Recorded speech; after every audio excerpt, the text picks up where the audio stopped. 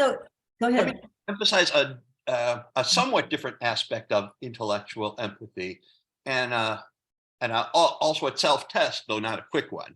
And it's that you emphasize something that I like very much, and that is intellectually empathize with deep thinkers who are saying things that are very worthwhile.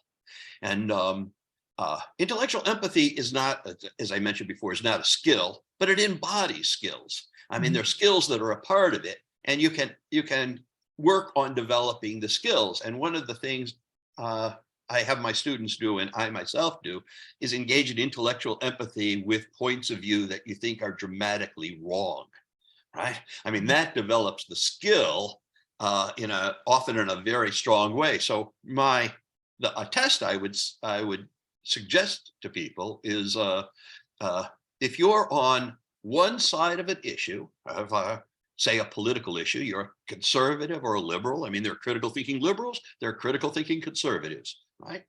If you're strongly on one side of those, put yourself in the mind of the other and reason through the main issues of the day from that other point of view, right? From suppose you're a liberal, then do it from a conservative point of view. How do you tell if you've done it well? Well, if you know a conservative, a critical thinking conservative, you could say, okay, so here's how I see you as reasoning through this. Is that right? And the test is that the person should say, yes, that's exactly how I think about it, right? And so you could do that on about politics. You can do it about religion, how people in another religion think. I would often have my students do it with, they could choose a religion, and they could choose a religion that they were very familiar with. They could also choose a religion that they're not familiar with and do it via Wikipedia or some resource. And there are different challenges in either one of them, but it makes you have to think in terms of a point of view you disagree with.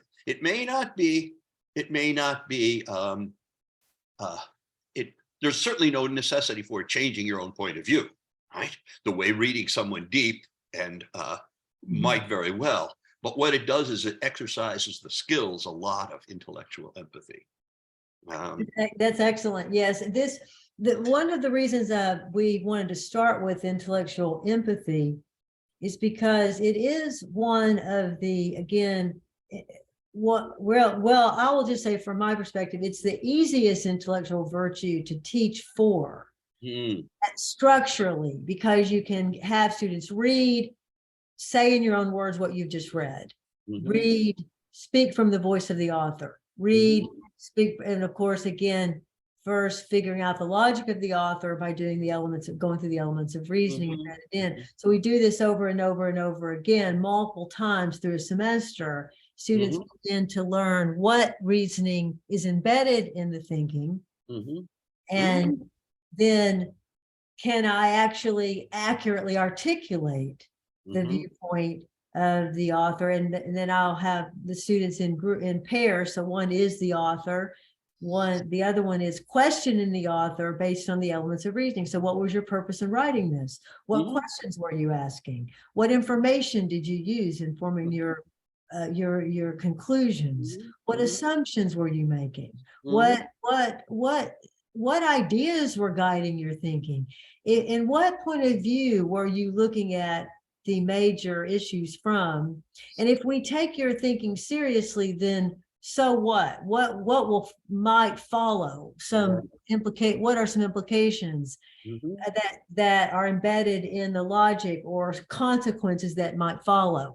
So if the students have first done that and are beginning to really, first of all, they've already worked that out in written form. Now they're in pairs. One of them is Henry David Thoreau, and the other one is the questioner. And the questioner again says, so what was your purpose, Henry Thoreau? And what were the main questions that you were focusing on in this essay? And then you see, you have you're bringing tools of criticality to that process. What is assumed is that the answerer is attempting to be accurate. Right. Now, I have done this with Henry David Thoreau, some of his work, on civil disobedience, and I've had certain groups be resistant. These are teachers being resistant to doing this.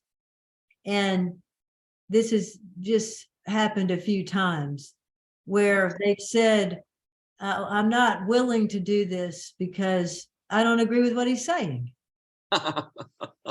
Wow, that makes a great. Wow. That is very important. That tendency is in all of us. That tendency to say, I don't like what he's saying. I'm not going to be breaking the law. I don't think people should be breaking the law to get to change it.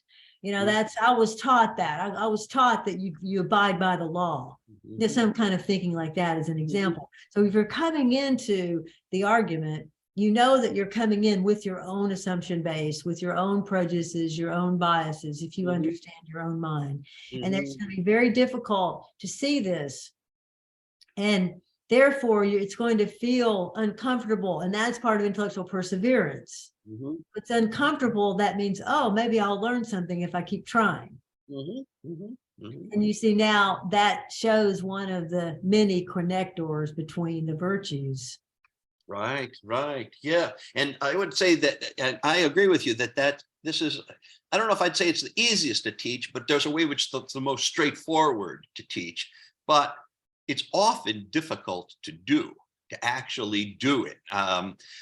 And the greater degree in which I ally myself or feel strongly the correctness of one point of view, the more difficult it is to put myself in that other point of view. And I remember I would have my students do this all the time. And for instance, when the Soviet Union was around, I would have them analyze things from a Soviet point of view. And they would say things like, well, in the Soviet Union, we pay lip service to equality.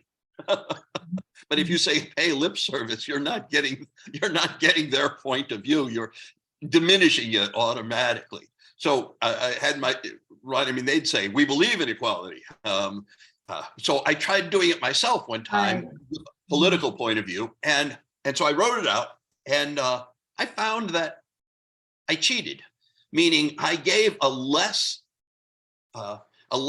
full version of the point of view of the people I disagreed with, less full and accurate compared to the one I could have given. And it's psychologically, it's just very strange because I'm doing this for myself. So I'm cheating for myself. I mean, it's as if I'm playing solitaire and I'm cheating. And I say, oh, I won again. Am I good? Look at this. So it's often difficult to the extent to which I feel completely right in my view. And one thing I think it's certainly implicit in what we're saying, but I'm hoping everybody has already realized this, and that is, I can intellectually empathize with a position, do it really well, think it through very carefully from that person's point of view, reason it through, see how they see it as valid, and then as a next step, I can reject it entirely. That is, the fact that I have intellectually empathized does not at all imply that I agree with it. But those are two separate acts. Too often we disagree before we understand. And that brings me to the question you asked, and that is using it in daily life. And that is, if you're having an argument with a loved one, for instance, just an excellent practice is just to say, okay, so let me see if I can say it from your point of view and see if this is what you agree with. And when I've tried that, often the other person will say, yeah, you got it. So you agree with me, right? and I will have to say, no, I was trying to express your point of view. But that seemed to me to be a really good test that I had engaged in intellectual empathy.